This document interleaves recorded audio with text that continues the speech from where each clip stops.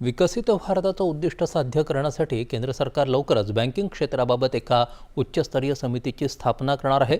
नवी दिल्लीत आज आयोजित सार्वजनिक क्षेत्रातील बँकांच्या 2 दिवसीय परिषदेचं उद्घाटन केल्यानंतर केंद्रीय वित्तमंत्री निर्मला सीतारामन यांनी ही माहिती दिली।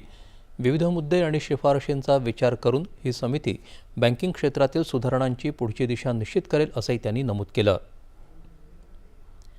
बँकांच्या भविष्यातील भूमिकेबाबत शिफारसी तयार करताना या चर्चेतून समितीला महत्त्वपूर्ण आणि ठोस माहिती मिळेल अशी आशा त्यांनी व्यक्त केली। भारतीय बँका सध्या मजबूत स्थितीत आहेत असं सांगत बुडीत कर्ज आतापर्यंतच्या नीचांकी पातळीवर असल्यानं पुढील सुधारणांसाठी एक भक्कम पाया तयार झाला आहे याकडे त्यांनी लक्ष वेधलं।